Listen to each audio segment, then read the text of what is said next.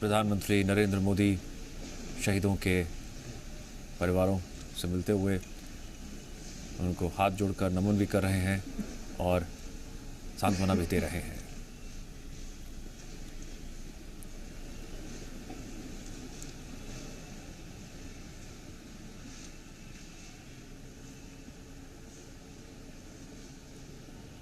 आज रक्षा मंत्री राजनाथ सिंह ने हादसे पर संसद में जानकारी भी दी थी। रक्षा मंत्री राजनाथ सिंह ने बताया था कि हेलीकॉप्टर का संपर्क बुधवार दोपहर 12:08 पर एयर ट्रैफिक कंट्रोल से टूट गया था। इसके बाद वो क्रैश हो गया। स्थानीय लोग जब घटनास्थल पर पहुंचे थे उस वक्त हेलीकॉप्टर में आग लग गई थी। खबर मिलते ही रेस्क्यू टीम भी मौके पर भेजी गई थी।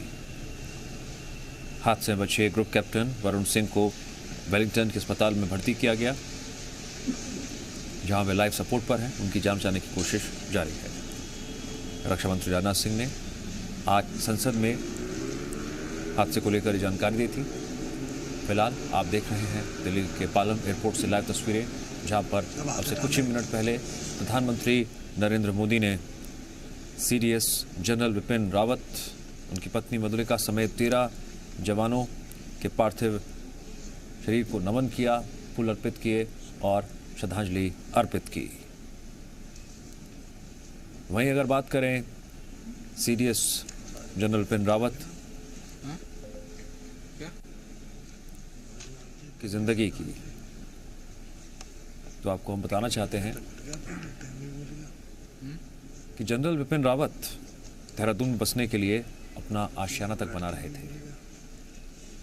दरअसल जनरल विपिन रावत केवल पैतृक तौर पर ही उत्तराखंड से जुड़े हुए नहीं थे, बल्कि उनके मन में अपने प्रदेश के लिए भी बहुत प्यार था, अपनी ज़मीन से, अपनी मिट्टी से। यही वजह है कि उन्होंने रिटायरमेंट के बाद दिल्ली में रहने के बजाय देहरादून में बसने की तैयारी भी कर रखी थी, जहां उनका पूरा बचपन बीता था।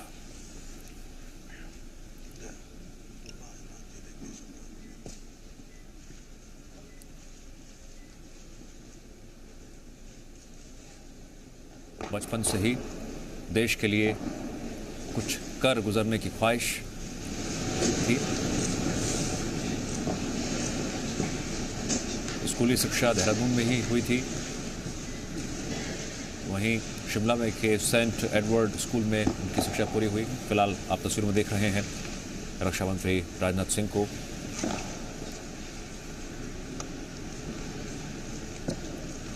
शहीदों को श्रद्धांजलि देते हुए।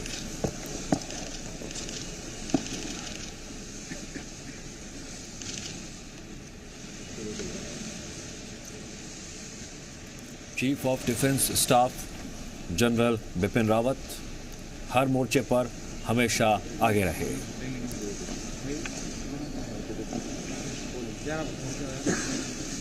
जब उनका सिलेक्शन आईएमए में हुआ था तो यहाँ पर भी उन्होंने अपना बैच टॉप किया था और इसके लिए उन्हें सोर्ड ऑफ ऑनर दिया गया था।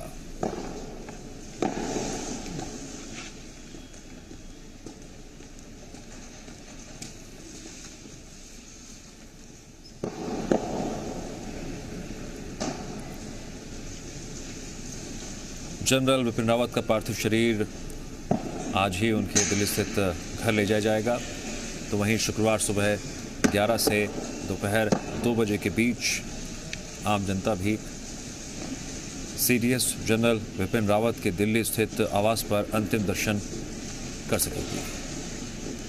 इसके बाद कामराज मार्ग से बरार चौराहे तक शव यात्रा भी निकाली जाएगी।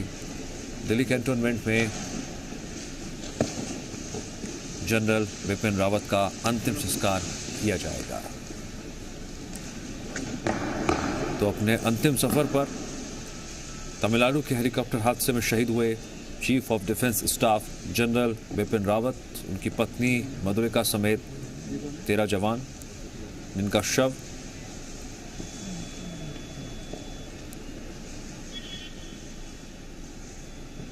दिल्ली के पालम एयरपोर्ट पर लाया गया। अब से कुछ ही देर पहले प्रधानमंत्री नरेंद्र मोदी भी यहाँ पहुँचे थे और उन्होंने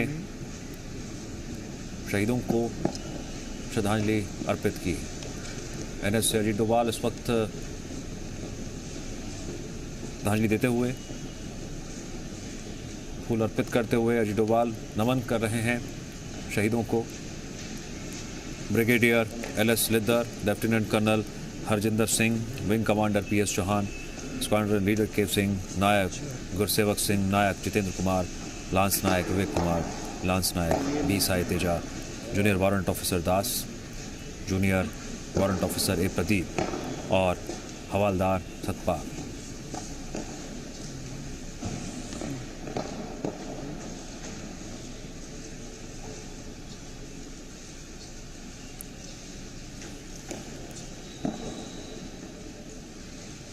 प्रधानमंत्री नरेंद्र मोदी ने शहीदों को श्रद्धांजलि दी और उसके बाद परिजनों से बात भी की।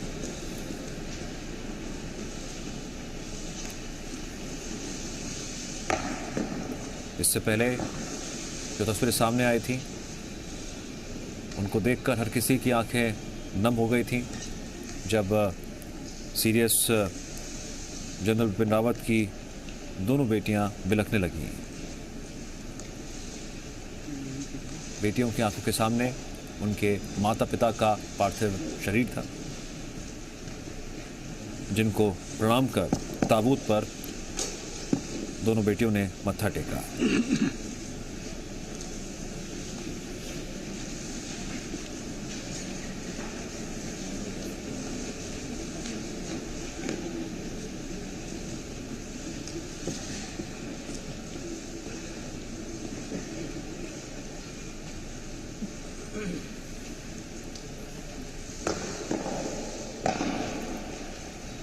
आज रक्षा मंत्री राजनाथ सिंह ने हादसे को लेकर संसद में जानकारी भी दी थी, कब क्या क्या हुआ था।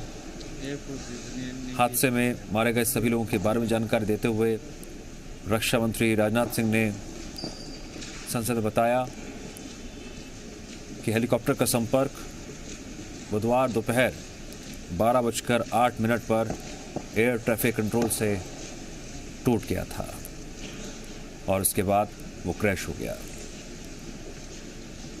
स्थानीय लोग जब घटनास्थल पर पहुंचे तब हेलीकॉप्टर में आग लग गई थी। रेस्क्यू टीम मौके पर भेजी गई थी। हादसे में बचे ग्रुप कैप्टन वरुण सिंह को वेलिंगटन के अस्पताल में भर्ती किया गया, जहां वे लाइफ सपोर्ट पर हैं। उनकी जान बचाने की कोशिश जारी है। इसके बाद जानकारी भी सामने आई, ग्रुप कैप्टन वरुण सिंह को शाम 5:15 बजे वेलिंगटन से बेंगलुरु के अस्पताल शिफ्ट किया गया था।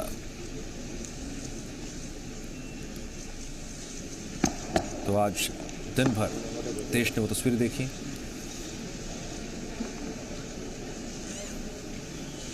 जब तमिलनाडु में शहीदों के पार्थिव शरीर को एम्बुलेंस ले जा रही थी, तो रास्ते में लोग फूल बरसा रहे थे और वंदे मातरम, भारत माता के जय के नारे लगा रहे थे।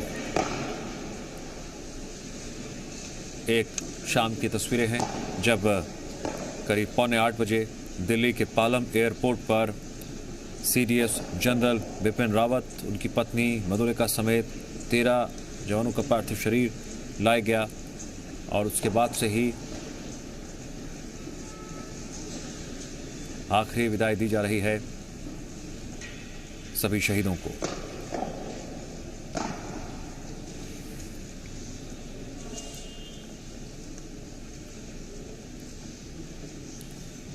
पीएम मोदी ने भी अब से कुछ ही देर पहले जनरल बिपिन रावत को श्रद्धांजलि दी और शहीद सैनिकों के परिवार वालों से भी मिले।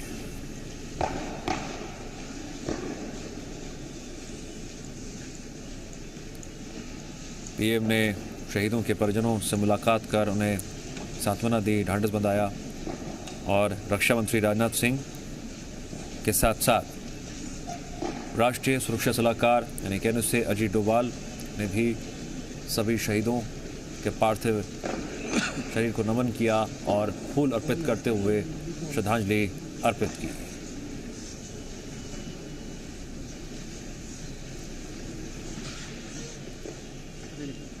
देश की सीमाओं को कैसे मजबूत और सुरक्षित रखा जाए, बतौर रणनीतिकार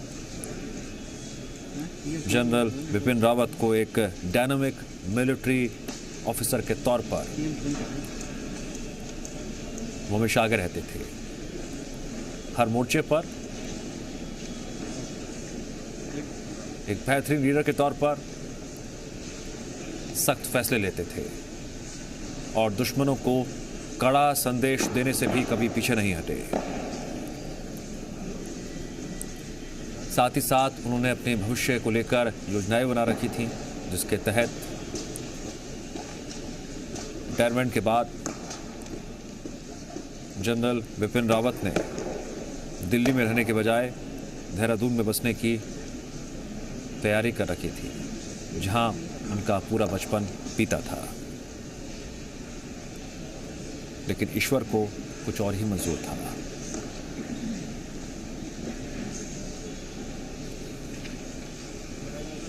शायद ये सुनकर आपकी आंखें और नम हो जाएंगी। जनरल बिपिन रावत ने 1 महीने पहले ही देहरादून में अपना आशियाना बनवाना भी शुरू करवा दिया था। हाल के दिनों में उस मकान की नींव तैयार की जा रही थी।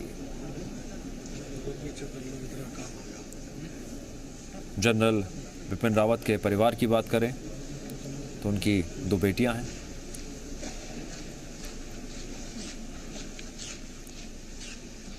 जैसे ही शाम 7:45 बजे जनरल बिपिन रावत, उनकी पत्नी मधुलिका समेत 13 जवानों का पार्थिव शव पालम एयरपोर्ट पर पहुंचा, उसके बाद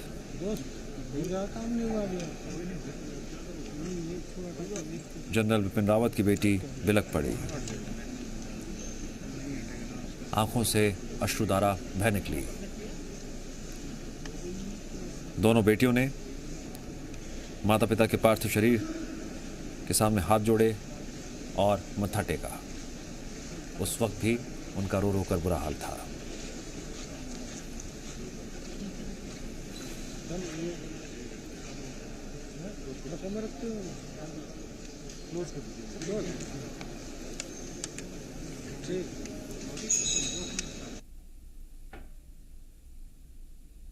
तो अंतिम सफर पर chief of defence staff Bipin Rawat, उनकी पत्नी मधुलिका और जवान जिनके शव, जिनका पार्थिव शरीर दिल्ली के पालम एयरपोर्ट पर कल दिल्ली में अंतिम यात्रा भी निकाली जाएगी। दिल्ली के पालम एयरपोर्ट से जनरल बिपिन रावत का पार्थिव शरीर उनके दिल्ली स्थित घर ले जाया जाएगा। तो वहीं शुक्रवार सुबह 11 बजे से दोपहर 2 बजे के बीच जनरल बिपिन रावत के दिल्ली स्थित आवास पर लोग अंतिम दर्शन कर सकेंगे। इसके बाद कामराज मार्ग से बराड़ चौराहे तक अंतिम यात्रा निकाली जाएगी और फिर दिल्ली कैंटोनमेंट में अंतिम संस्कार होगा।